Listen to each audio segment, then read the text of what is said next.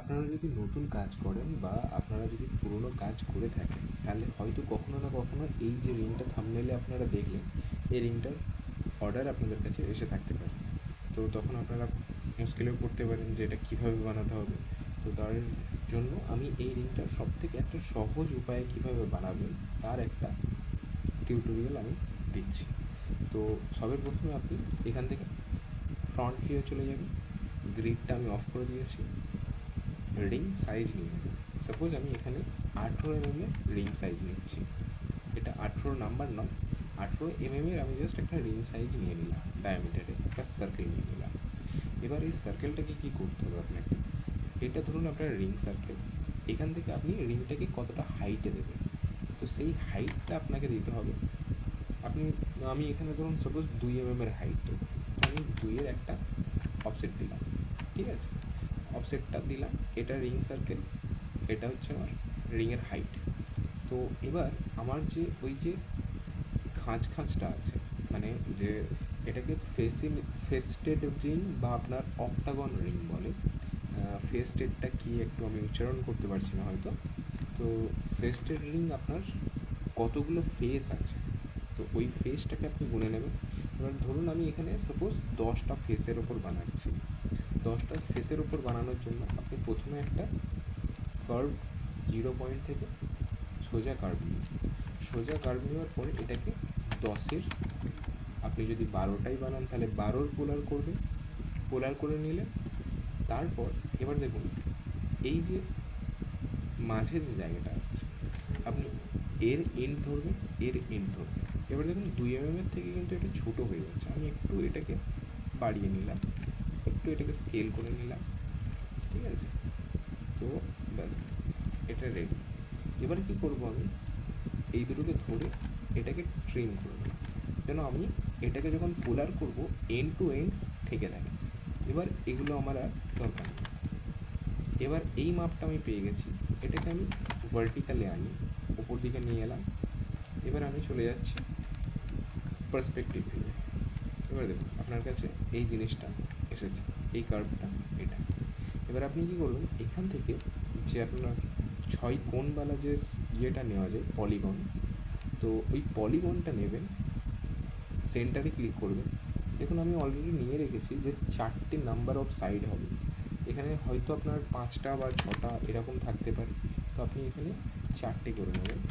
4টে করে নেওয়ার পর আপনার এরকম ধরনের এন্ড টু এন্ড আপনি ঠেকিয়ে দেবেন। এদিকের যখন আপনি মিডল ধরে টানবেন তখন আপনার এন্ড টু এন্ড ঠেকিয়ে দিলে দুদিকে ঠেকে যাবে।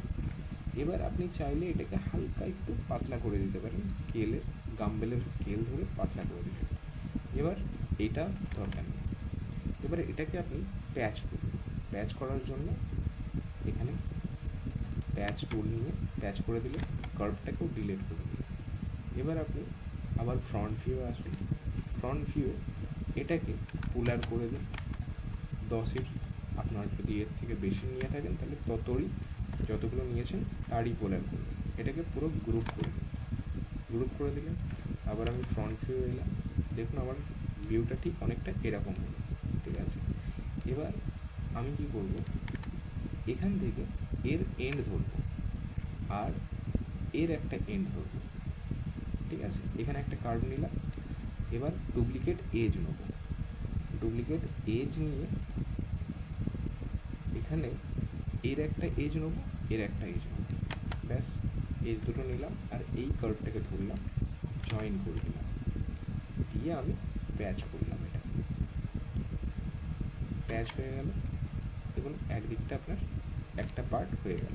এবার সেমভাবে এটাকে ফ্রন্ট ভিউয়ে গিয়ে এটাকেও পোলার করে দিলাম, এটাকেও ধরে গ্রুপ করে দিলেন।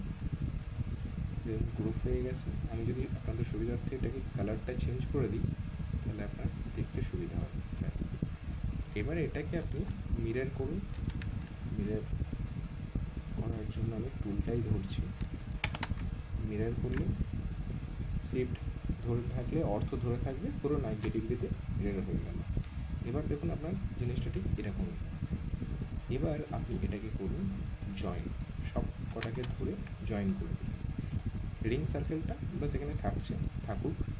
এবার আপনার এটা জয়েন হয়ে গেল, মানে এক কালারে হয়ে গেল, মানে বুঝতে পারলেন যে আপনার পুরোটা জয়েন হয়ে গেছে। এবার আপনি এটা কি করুন, ক্যাপ করলে পুরো প্যাক হয়ে যাবে। তো প্যাক করে দেওয়ার জন্য আপনি প্রথমে এটাকে ধরুন, ধরার পরে টুল বারে লিখুন বা কমান্ড বারে লিখুন CAP, ক্যাপ টিপে স্পেস দাবা, আপনার পুরো দুদিকটা ক্যাপ হয়ে গেল। এটা পুরো ফুল প্যাক আপ সলিড হয়ে গেল। এবার কি করবেন, আপনি ফ্রন্ট ভিউ যাবেন, ওয়্যার ফ্রেম মুড করলাম, কার্ভটাকে ধরলাম, আবার শেডেড মুড করলাম, এখান থেকেও করতে পারে শেডেড, রাইট ক্লিক করলে ওয়্যার ফ্রেম, শেডেড, ওকে। এবার আপনি ট্রিম টুল নেবেন, ট্রিম টুল নিয়ে মাঝখানটা কেটে দেবেন। দুবার ক্লিক করলাম কারণ এদিকটা আর ওদিকটা দুদিকটাই কেটে গেল। এবার আপনি 3D ভিউ এলে দেখতে পাবেন যে এটা দেখাবে আপনার পলি সারফেস। এখানে দেখুন single poly surface added to selection, but এটা কিন্তু আপনার থিকনেস নেই কোনো রকম, তো এটা অ্যাজ এ সারফেস হিসেবেই রয়েছে। তো এটাকে এবার আপনাকে অফসেট করতে হবে, থিকনেস দিতে হবে। এবার অফসেট করার জন্য আপনি অফসেট কমান্ড সিলেক্ট করুন, অফসেট সারফেস কমান্ড সিলেক্ট করার পর আপনি ভেতর দিকে করুন, ভেতর দিকে আপনি পয়েন্ট, আমি ধরুন এখানে 0.6 বা 0.5 দিচ্ছি। তো 0.5 যখন অফসেট দেবে, পুরোটা জয়েন্ট আছে যেহেতু, তো এটা আপনার এভাবে অফসেট হয়ে গেল। আপনাকে দেখিয়ে দিই ন্যাকেটে চেক করে, শো এজেস, এখানে দেখতে পাচ্ছেন আপনি কোনো ন্যাকেড এজ নেই আর নন ম্যানিফোল্ড এজও নেই। সো এবার আপনাকে এই রিংটা পুরো রেডি আছে। এবার যদি আপনি চান পরার পরে একটু কমফর্ট দেওয়ার জন্য এই জায়গাটাকে আপনি ফ্লিট করে দিতে পারেন, বা এগুলোকেও একটু সাইনি আসার জন্য ফ্লিট করে দিতে পারেন। খুবই হালকা 0.1 ফ্লিট দিয়ে দেবো আমি এখানে। তো ফ্লিট এজ নিলাম। এবার আমি এখানে রাইনো 6 ইউজ করছি, তাই জন্য এখানে ফেস অপশানটা রয়েছে। রাইনো 5 বা 4 যদি ইউজ করেন তাহলে এখানে আপনাকে প্রত্যেকটা এজ আলাদা আলাদাভাবে সিলেক্ট করতে হবে। আমি এখানে ফেস অপশান সিলেক্ট করে প্রত্যেকটা ফেস সেপারেটলি সিলেক্ট করে নিচ্ছি।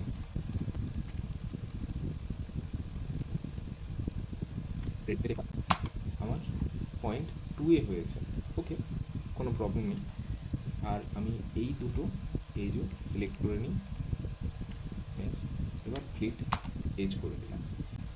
তো এই জিনিসটা আপনার এভাবে যদি দেখায়, এক সেকেন্ড, গ্রিডটা অফ করি, গ্রিড এখান থেকে অফ হবে না হয়তো।